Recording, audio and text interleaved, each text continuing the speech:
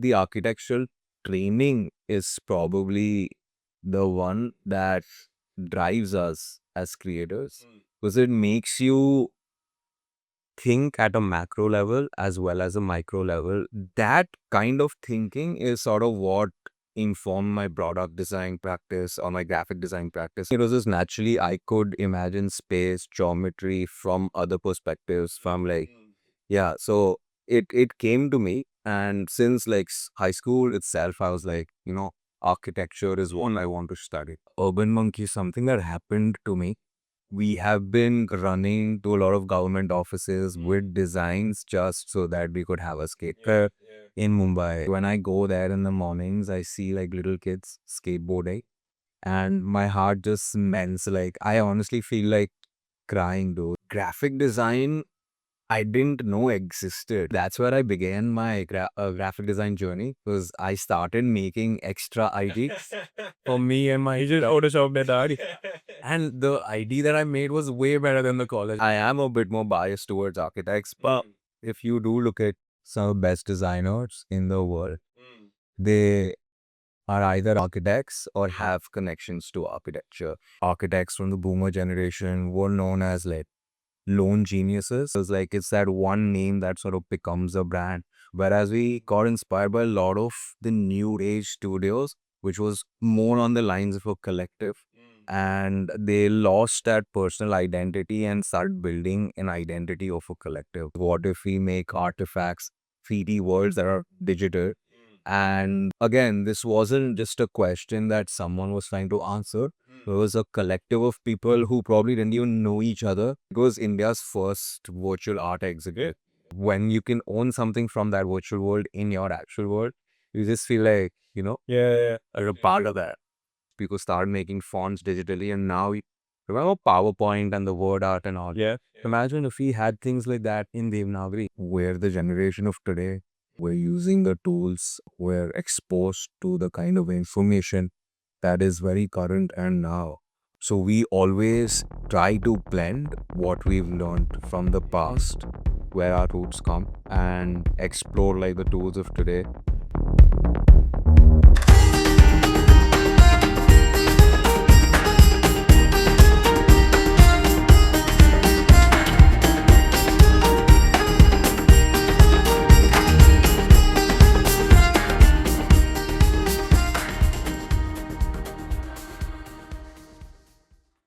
Hello, Arun.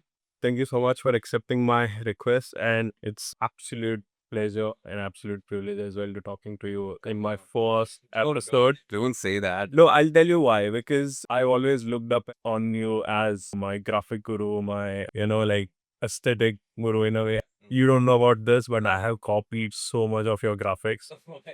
Right, I helped you with your some of your basic and design work and your designs. I literally copied that format in my thesis as well. I still use some of your fonts, like the trust stuff, a lot of things. So I was really interested in talking to you. Of course, been following your work over Instagram and all the exhibition, the digital exhibition that you did and everything. And it has always been very inspiring for me to see somebody sitting in India doing this kind of disruptive work, because I haven't found many people trying to do this kind of work in India. A lot of us are kind of stuck between trying to find that traditional blend with the modern blend, and then we sort of dissolve things in some way. But you have been able to push it, in fact, right? Some of your work also involves a lot of Indian identities. At the same time, it's very contemporary. Some of it is very futuristic as well. It's amazing. So, which is why I was really interested in having you on my podcast. Also, your journey, like how did you come about these things? Because we generally tend to talk about the first concept and the final output, but there's a lot that goes in between and also before that. That's what we talk about. And of course, we are in this beautiful Urban Monkey flagship store.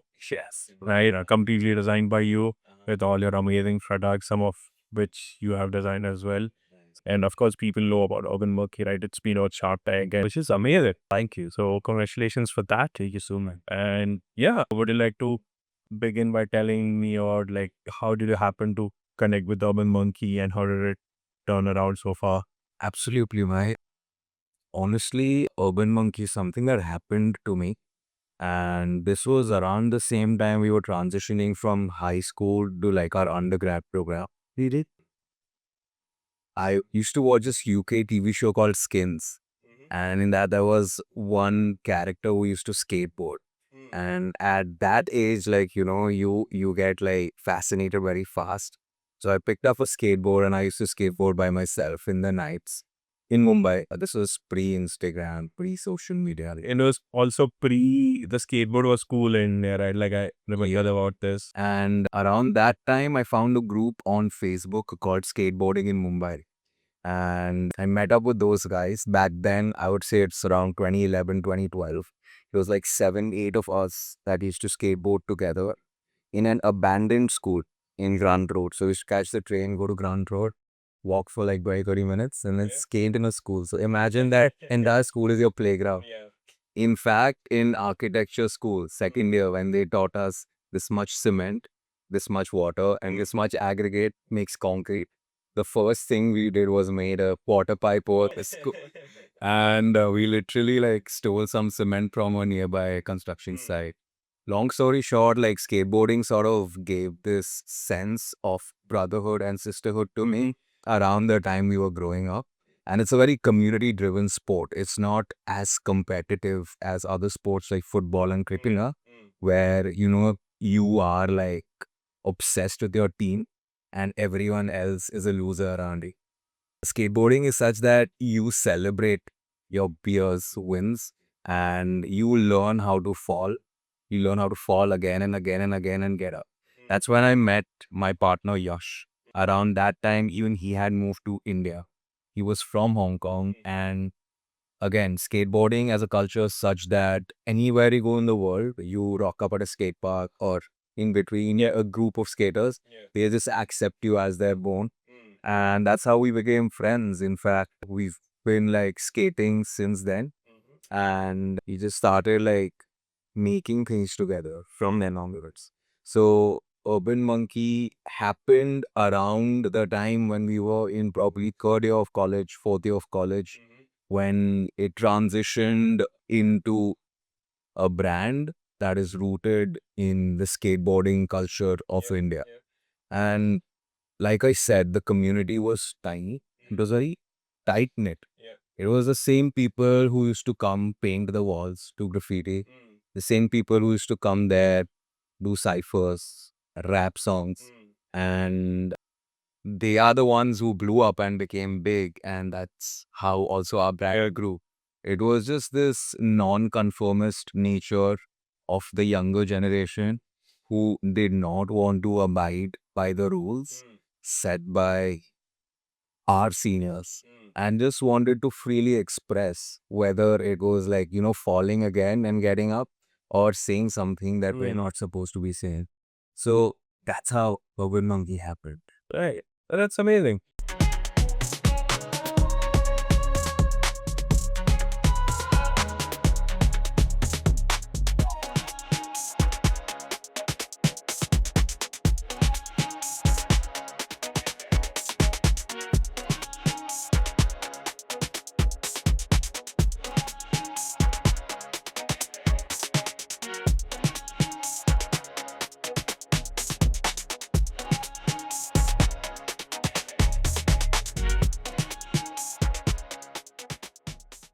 So you mentioned that the first skateboarding ramps and the curves you made were because you studied architecture. Yeah. How did that happen? Like, Funny thing, bhai, they taught us, okay? yeah. Someone wrote on the board, this is how you pick concrete.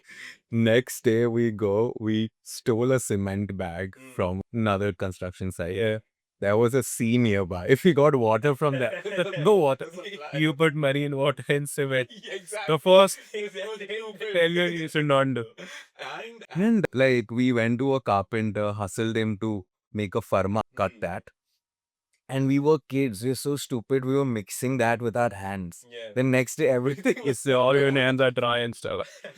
Funnily, there was a cop also who ended up and he was like, yo, what are you doing? This is not Allah. Because it was, when I say abandoned school, that was like a disputed property. So no one was using it. And us being us, we broke into it. We literally broke the doors inside, made a classroom into like a skateboarding ramp. So we made the ramp right in front of a opening window. So it was an opening. So if you slide, you can literally go out and die. So yeah, we saved up some money, got some chicken jali like as reinforcement from a hardware store. And yeah, we just figured it out. It wasn't the best ramp, but I mean, it was the first one. And like, because we only had flat grounds in Mumbai, and Mumbai state skate culture is more street than like transitions and skate parks. The skate parks came in later. You were involved as well in one of the first skate parks at Carter Road or something, right? In fact, since college, we have been running to a lot of government offices with designs just so that we could have a skate park in Mumbai. In fact, the first, like after the ramp we built over here, the first park that was built, I wouldn't say a park, it was a quarter pipe. It was at Khar Social, which was done by Nick Smith. And I was the only architect amongst that group back then. So whatever used to get built would somehow come to me. Then a park in Navi Mumbai got built. Again, like a bunch of skaters who became contractors. One of my friends called Altamash, he's doing this thing called Bombay SB. They are responsible for all of these builds in terms of contractual work and like the finishing, etc. We were involved in that. Then Carter Road also happened. Carter Road was actually, it was briefed by Architecture Brio, who as a part of Bandra Collective with the bus ride and everyone. Yeah. And they had designed literally a quarter pipe and like an amphitheater in front of that. Which I mean, like, if you design a skate park, you have to do it with the skaters because they're going to use it though. No? Yes. And fortunately, there was a French architect working there who was a skateboarder. So we got to collaborate with them and also pitch to Ashish Shelar to extend the site. So we extended the site to the north and the south and made it a full-fledged skate park. I mean, In fact, till date, like when I go there in the mornings, I see like little kids skateboarding and my heart just melts. Like, I honestly feel like crying, dude. Like, because just to be able to see that and like, you know, these kids having that childhood to grow up with, it's priceless, but yeah. So, what was your childhood like? Like, what was your journey like? What made you think that, okay, I want to be in design, I want to be in architecture? So as far as architecture is concerned, I was very, like, I was obsessed with geometry since like 5th grade, 6th grade. And I was also obsessed with computers and technology. So around like the high school era when we had electives, I had to pick either go to computers. They started teaching us coding in like 6th grade. Oh, is So it? it was fun. Like we used to think that way. So your 6th grade was like 2000 visual, 2005 maybe? 2006. 2006. Amazing. You were learning Visual Basic and C++, like basic stuff. Right. Back then, coding was literally you used to write the code and submit. It used to So yeah, so that systems level thinking got developed within school itself. And as an elective, they put me into computers, but I just liked the process of drafting like things, smaller things like keeping an ink and all. Like I was obsessed with that. So I'd spoken to some of my faculty to give me technical drawing. And as a student, I was an average student, but technical drawing just came naturally to me. It was like the first test I scored like 100 on 100. While like my peers who were like way smarter than me were struggling to understand those concepts. So for me, I think it was just naturally I could imagine space, geometry from other perspectives, from like, yeah. So it came to me. And since like high school itself, I was like, you know, architecture is what I want to study. Right. So, was there any influence in your family or in neighborhood? It was just, I just like drafting, bro. You know how much it is to like be like, oh, I love drafting. That's why I'm good at it. No, I think it's still one of your core things, right? Like when you even post on your Instagram, you post your processes, and I see you begin at sketching every detail of thing, and then you go digital, and then you sketch every detail of Yeah. that digitally as well. Yeah. And then if it's 3D, you put it out in 3D or 2D graphic art or whatever. So after architecture, like why did you, go into this wide field of like visual arts, graphics, interior architecture, everything. Like, was there anything that you thought, okay, maybe architecture is a bit restrictive, or you felt it was more open and it was allowing you more opportunities in the like?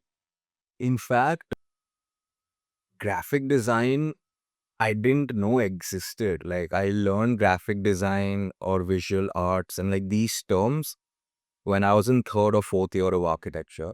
For me, until then, it was just architecture. And I don't know if you remember in college, there was one principal who made this rule: if you don't enter at 8 o'clock, they won't let you enter. Yeah. And if you don't have your ID card, they won't let you enter. And honestly, that's where I began my graphic design journey, because I started making extra IDs for me and my You just Photoshop that out. and the ID that I made was way better than the college. And I'm like, yo, this is fun. And post that, like, you helped me for my thesis. I used to help a lot of my seniors, and that skill just kept getting better and better and better. I started making some passive income while I was in college. So it wasn't like architecture wasn't good enough for me. It was just that this was parallelly something that I was learning. And fortunately, I haven't been trained in it. So just is this practice and practice and practice where I've learned this thing. In fact, I feel like the architectural training is probably the one that drives us as creators, because it makes you think at a macro level as well as a micro level. In fact, in the second year of college, and they teach you AutoCAD, where you're zooming in and out of an infinite canvas, you already start training your brain to think that way. And that sort of applies to every discipline and any creative discipline, especially when it comes to world building. Yeah. And architecture's world building is such that it goes all the way to the cityscape, remember? And then you zoom in, you zoom Yeah. in, Yeah. so that kind of thinking is sort of what informed my product design practice or my graphic design practice. And that's what helped like it become what it is. Yeah. I think our first introduction was also because of that. Because when I joined in my first year and I realized my handwriting is too bad, right? And they used to be very strict about good lettering on your sheets and stuff. I was like, no, I can't do this. I need to jump into software suits. I can use digital fonts. Yeah. And I was like, but I don't know softwares. Yeah. How do I learn this? I don't have money to go for a tutorial externally. Like, I'll join the graphic team. Because you guys are already preparing for the big seminar series, and you were kind of leading that graphic design team. And I happened to meet somebody from your class, and I was like, I want to join this team. The next day, I was sitting with you, and I literally faked that I know Photoshop. I knew nothing. I just saw some YouTube video overnight. I like, okay, basic stuff. Let's begin with it. We'll see. And yeah, I think the process was the same for me. Didn't know anything. I think it was the best way to learn. Yes, just jump into it. You do it. Yeah, right.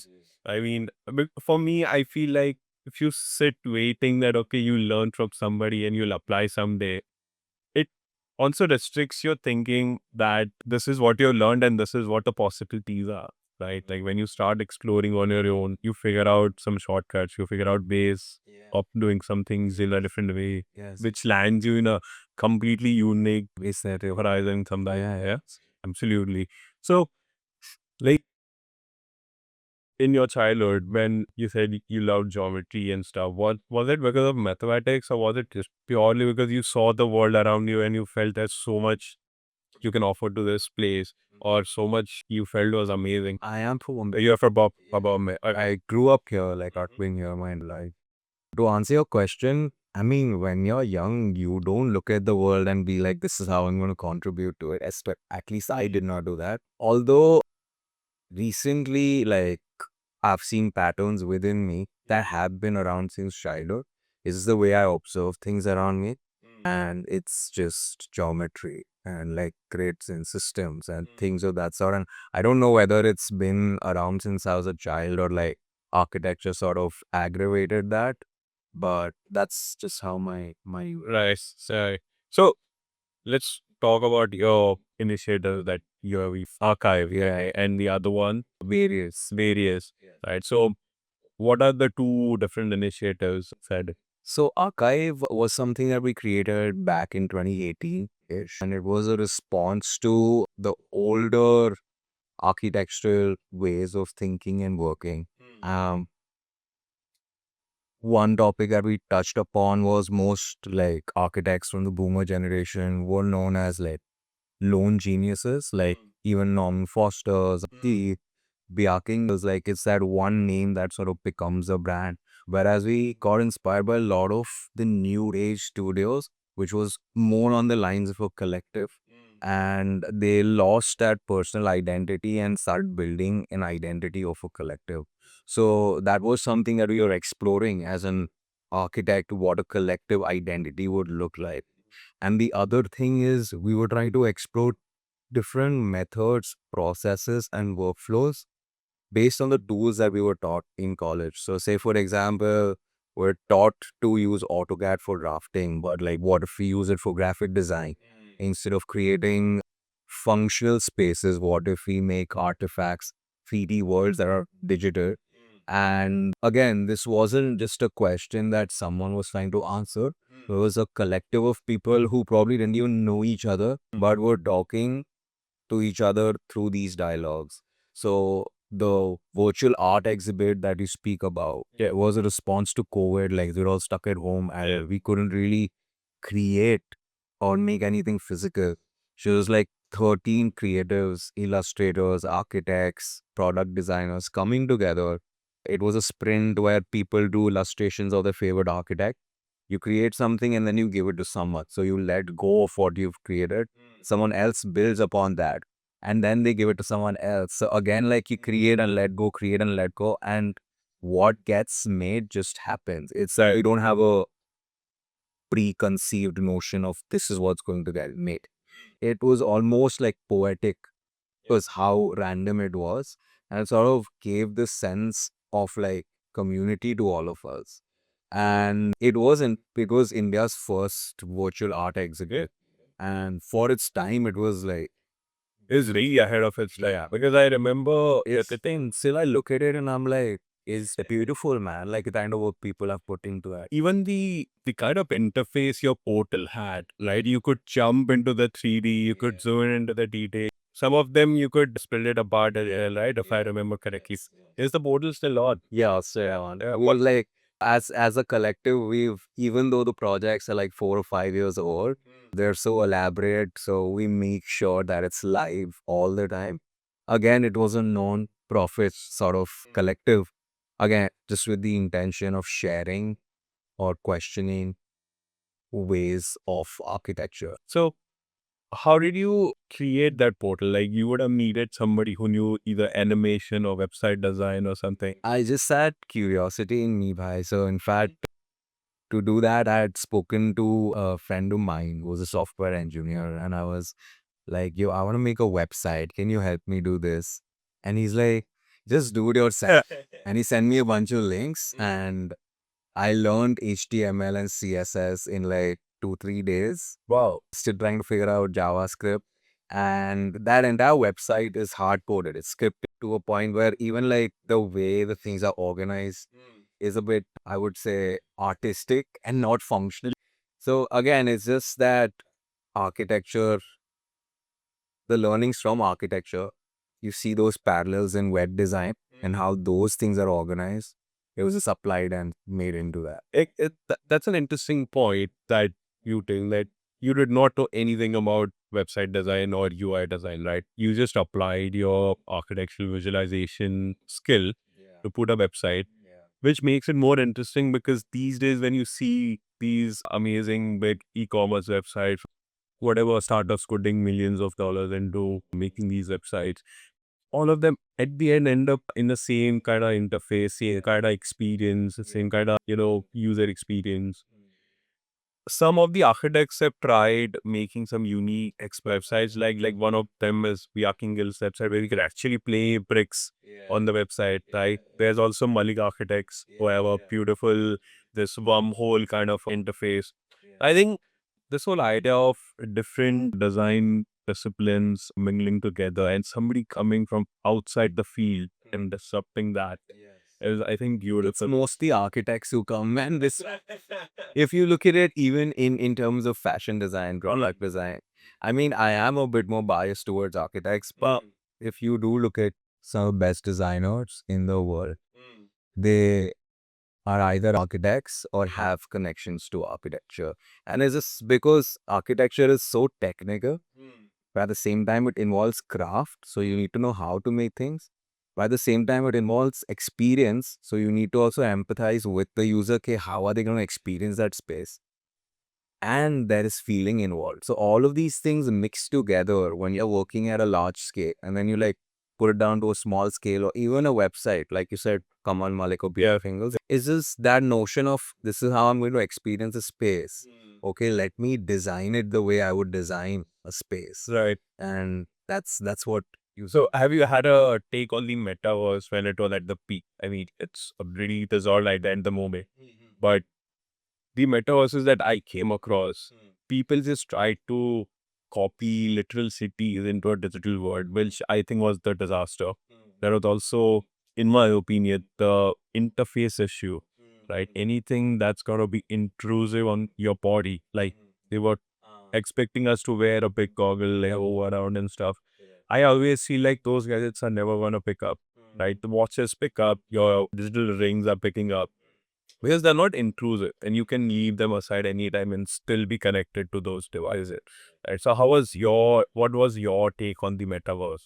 as the I wouldn't speak about the metaverse particularly, but I would look at it as a building exercise, a virtual world building exercise, and that's what was exciting to me. In terms of like when we build for the real world, you have physics and like you have gravity. So you can build a certain way. Yeah. Whereas when you're building virtual worlds, especially when it comes to things like game design, and I believe even metaverse was like a version of that. You can literally build anything, anytime. You can set your own rules and have your character or your user experience it in that space. So yes, I was actually quite interested in it in a way that I wanted to figure out how we can blur the lines between what virtual was and what reality was. And a lot of architecture studios also like iHeart Blob in New York or Feel.io in London, they are doing works with virtual experiences or augmented reality wherein you have these digital objects be a part of your real life or real life becoming a part of that. And we try doing that a lot with our brand mascot and also our products where when we showcase our products, we create highly rendered simulated environments which are extremely surreal. Like you cannot execute that with a physical shoot. But at the same time, we follow the same set of rules for a physical shoot. So when you see the product in your hand and also on the digital screen, it sort of talks the language of our generation. Because we grew up playing video games. We grew up collecting things in those virtual worlds. And when you can own something from that virtual world in your actual world, you just feel like, Yeah. are a part of that.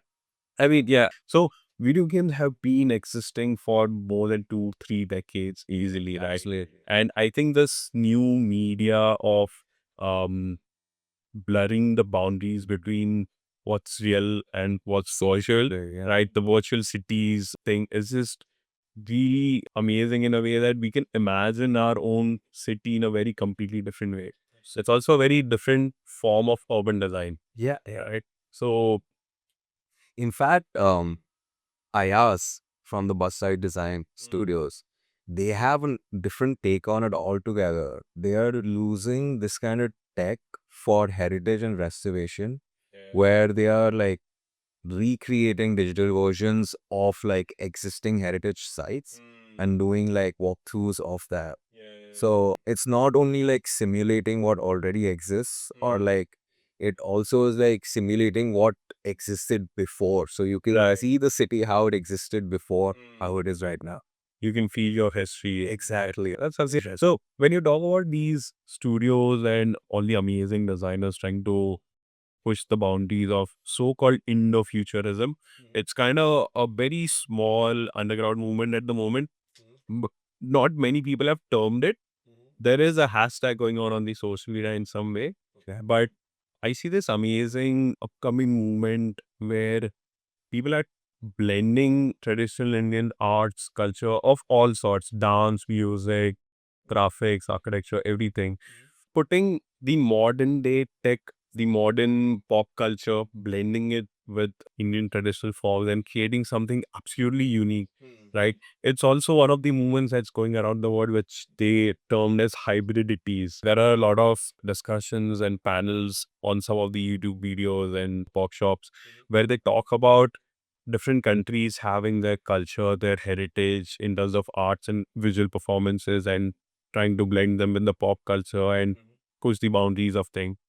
It's a similar movement for India as well. So, how do you see Indian visual arts, performance arts, or even architecture moving forward with technology? Because so far, unfortunately, we have been a bit traditional, very restricted in our approach in saying, no, we have to respect our culture, which is so old, it's so nuanced, which is true. But that culture is not like it was made at some point of time and it's been stagnant, right? It's a dynamic one. Absolutely. It's always been adding a lot of different people came from around the world, added to it, and we made it our own. Absolutely. Right. So, how do you see this going forward? In fact, even as a brand or even as a practice, when we represent India, we will not go back to like traditional motifs that were relevant in the past. For us, we're the generation of today. We're using the tools. We're exposed to the kind of information that is very current and now. So we always try to blend what we've learned from the past, where our roots come, and explore like the tools of today. Give you a very simple example is we work with typography a lot. And like you said, like Indian designs, typography or culture has not been explored digitally there, but it's been explored in an analog method quite a bit, correct? And that's because those are our roots. That being said, even the Latin type was first explored in an analog method, but the tool changed. People started making fonts digitally, and now remember PowerPoint and the word art and all. Yeah. Imagine if we had things like that in Devanagari. So yeah, man, representing our roots as a form of like glyphs or like language on the region we belong from, but using the tools of today to be able to express that is something that we embed into our practice. So yeah, next time you say India, I don't like want to represent it by a mandala or a paisley pattern or something that is more analog when it comes to craft. We can still use computational design and have our roots of like, traditional crafts and see what comes out of that. And in fact, to build upon the idea or the term that he used, Indo-futurism, is something that might be trending on social media currently, mainly with the access of AI and image generation. Although there is a game design studio which is over 15 years old. They're building a game called Antariksh Sanchar. They were the first people who started documenting Indian artifacts in a digital format. Right. So everything that was relevant to our culture, whether it's Bharatnatyam or a sculpture or a way of like playing with wood, everything has been archived digitally for that game. And that's when you see the fusion of like Indian culture existing in the future and how those things would come together. That is what inspired me. And I see a lot of new age creators, creating a fusion of India and how future would look within that. Yeah.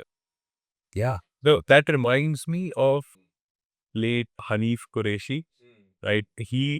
His one of his most popular graphic design works or font typography work was inspired by the writings on trucks or Indian trucks on the highways, right? You have these amazing quotes and some song lyrics or hot okay please and usual stuff that we see every day on highways, right? He he just realized that okay, there is a certain subculture of how these fonts are painted because most of them look similar across the country. Yeah. Regardless of what state you are in, what language you're looking at, somehow these painters just do it the same way. And these are all hand painted. So he made that as a font and typography. So how does your typography get inspired? Like all the disruptive things that you put out on Instagram, where do you get those ideas from? Do you follow certain artists, or you just walk around and you see something and you think can be done in a different way?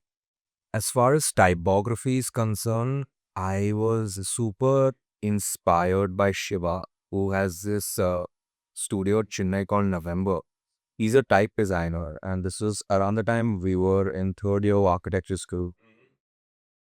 I had gone for one of his lectures, and I saw the amount of work they put into making fonts. And I was like, that's like same amount of work we put into making buildings. Yeah. But this is at this scale. Yeah, it's so small. And that is like, a human can walk through it. Yeah. That's where my typography journey began. And it's only and only out of curiosity. And my journey, this curiosity has just been like me raising questions of how this can be designed, how this can be related to this. In fact, like I still create fonts on AutoCAD because I don't know the traditional ES they use to make it. So that's how it's been like for me. In fact, even for my master's thesis at EAC, I was I was given the opportunity to do my dissertation on typography. Back then, we built our own machine learning model. We created a data set on Grasshopper and trained it so that it could convert an existing Latin typeface into a Devanagari typeface. Wow. So again, it's an architectural workflow, which might not be like, traditionally how type is designed, nor should be designed. In fact, when I go for some typography forums and share these works, they're like a bit hesitant. They're like, yo, this is not how it's done. This is wrong. And I mean, like, it's hard to accept, like maybe it's the wrong way to do things. Maybe it's the wrong thing that I'm putting up. But it's just another way of thinking of like an architectural tool or a workflow sort of defining how you create type or typography. So you put your three-dimensional visualization to a 2D art form in a It's not only 3D or 2D, it's a workflow. Yeah, like how if you input something in Grasshopper, you get something out of it, and then you train a model out of it. So it's the tools that you use. Even when we look at AutoCAD, it's the tools that we use to sort of define the kind of font that we made. And I think what also helped was I used to, I still am super obsessed with street art. And since school, I had a habit of like being obsessed with certain fonts and writing in those fonts. And this talk by Shiva sort of just validated that. And I started exploring that even more, even more, even more to a point where it's become a format of expression. Like I am not making functional forms. I'm making just cryptic forms which are just trying to tell something that I can hide behind. So that's what it's just become for me as a practice, as an art form. So what was this course at IACT? Like, was it a graphic design course? What is Oh no, it was a master's in architecture. In fact, that's why it was like, why are you doing? Yeah, even my jurors were like, we did not expect it. Yes, right.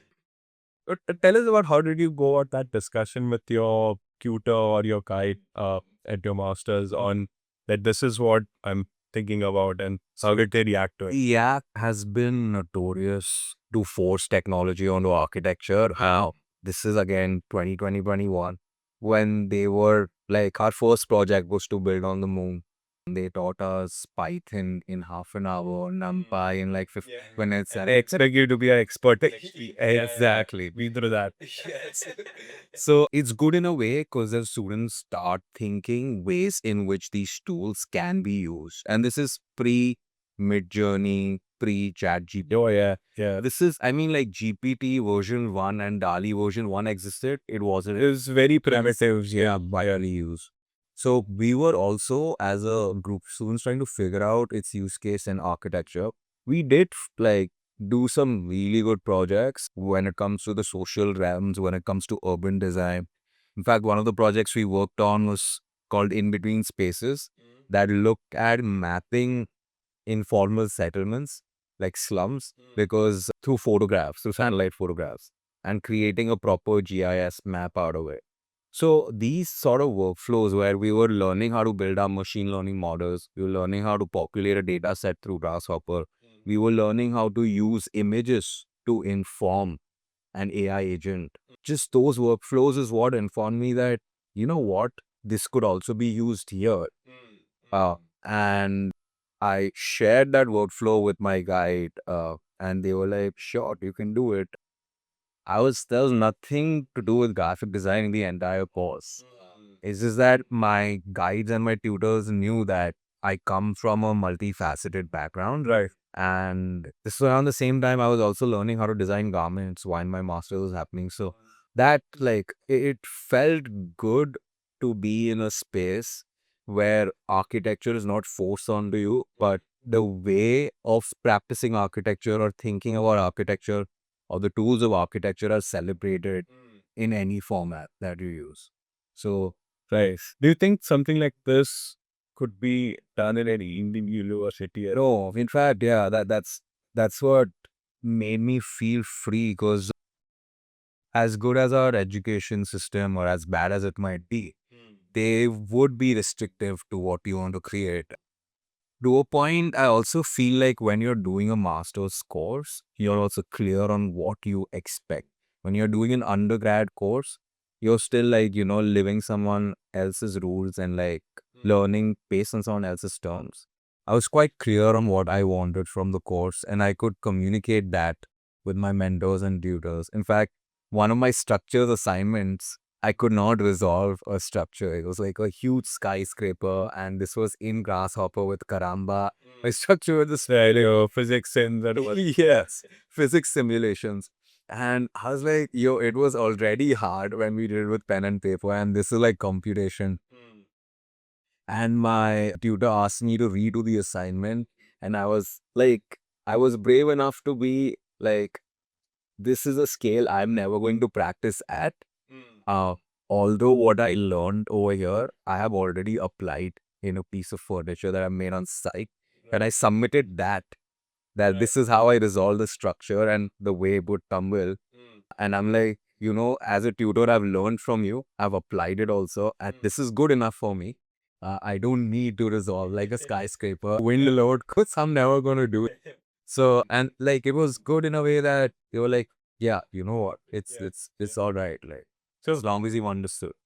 So I went to teaching or workshops in India because I remember our freshers week. You guys were 1 year ahead of us, and you had design workshop for us, which was based upon the book Invisible Cities, right? And you just gave us excerpts of that. Oh my God, Rual, you're reigniting memories which I've forgotten. Wow, that's beautiful. Because these are some basics that really helped me out because fortunately, unfortunately, our college where we studied architecture was not one of the most dynamic places, right? We were taught design the very traditional way. They would freak out if you design a cantilever more than 6 meters. Even your thesis, most thesis titles would begin from proposed. Yeah. Right. I went and asked the question, is it really necessary to write proposed? Right. It's like the Munna Bhai scene की मरने के पहले form भरना जरूरी है. फिर लगता है एक thesis बनाने के लिए propose लिखना जरूरी है क्या? Right. And then like, no, there's the university route. Just we do it. Like, okay, no, I'm not gonna do that. Let's do something unique. So that's where, because the basics of some of our teachers who are really enthusiastic about changing the ways we were doing things, and some of you seniors who introduced us to some really new ideas, changed the way I used to think about design. Right. Yeah, that was something really unique that you just dropped us into. So when you speak about these ML workflows and AI now that it's at a certain level where you can actually use it for creativity, it does create good results. How do you integrate that in your work, and how do you plan to go about it? Honestly, you wouldn't want to know, okay, because I use it in the most funny ways. That's what I want to know. The thing is, yes, like people do use it for visualization. It's that's the most generic way of doing it. But one of the things that I do stick to is I want to push the usage of technology in the Indian industry because our industry is quite labor intensive. Human labor is what it is. And not a lot of people end up using tech much to a point where even architects and interior designers are being bullied and are treated like, they can be replaced easily. Labor, yeah. So when it comes to our practice, what we try to do is keep the level of human intervention to the minimum and try using tech wherever we can save time, optimize, or simulate things before they're actually made. One of the funnier ways of doing this is when we go out for market research or when we are trying to curate lighting, furniture, vendors, etc. We're just keeping GPT on simultaneously, and it's just logging every interaction, every cost, and Amazing. making up BOQs. And like mainly, I would say I am personally using it to organize my projects better and manage them better rather than visualizing them better. Because as soon as you're more organized and clear, it automatically Your productivity increases. increases and the output is way better. Yeah, you're not stuck in your numbers and noting that. It's like having an assistant who is just doing it and like, and you just note them. We used to be those assistants. Yeah.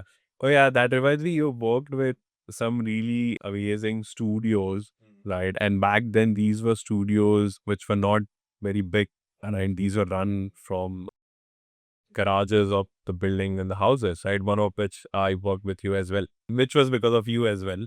How was that experience like? Like, did that help you, frame some sort of future path for you, or did you just do it to gain certain experience? Are you still in touch with those people? Do you still collaborate with them? Of course, I'm in touch with them. In fact, I would say like when I was a seed, they were the ones watering me, and my practice, the way I work, the way I think has been very informed by them. In fact, I feel like the universe happened to me. You remember my thesis in college? It was on design psychology and hospitality. And that's what I got to work with at Studio 823. Samir Rauf, Faizan Khatri, and Siddesh Kadam, they're like my big brothers, and the values they've taught me, the methods they've taught me is something that I still stick to. And when I say they're like my big brothers to date, I can call them anytime for anything. And they're just like there with open arms. They'll support, help in any way possible. So yes, like I'm in touch with them. Apart from that, working with the Bus Ride Design Studio and Sagarika Studio Tessera also taught me another set of values which inform my practice a lot.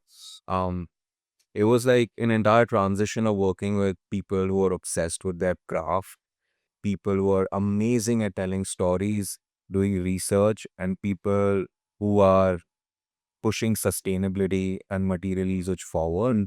And these things weren't like, I didn't go there with the intention of learning these things. These things were given to me by them, but I really value that and I embed them into every project that I do.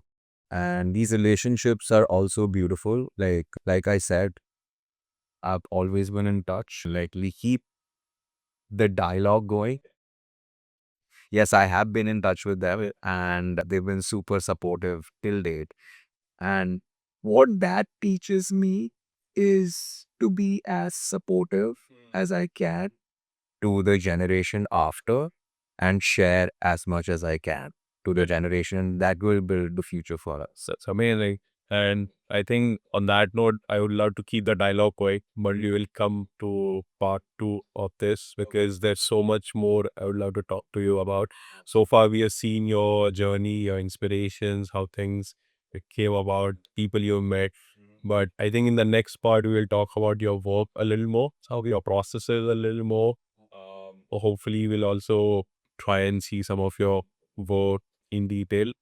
And as you said, you love to, help the coming generation, which you did with this one.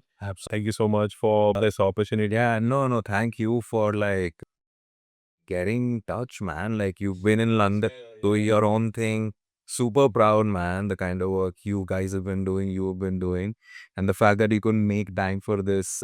Wish you all the best of luck with this new podcast. I hope you get to cover some of like the deeper secrets, some knowledge that can help the newer generation and the younger generation ahead. Absolutely. I'm sure I'm going to be inspired by a lot of the things, a lot of the I'll try. Yeah, that's the whole idea, that I have been in touch with some amazing people. And because I live in London at that moment, I come across some of the best talents that comes from across the world with their amazing journeys, amazing stories, amazing work. And that's what I'm going to try and bring further. So stay tuned to this channel. Of course, with you, will be bring some amazing people ahead. And thank you so much. Thank you. Hopefully, we'll see you again in part 2 there.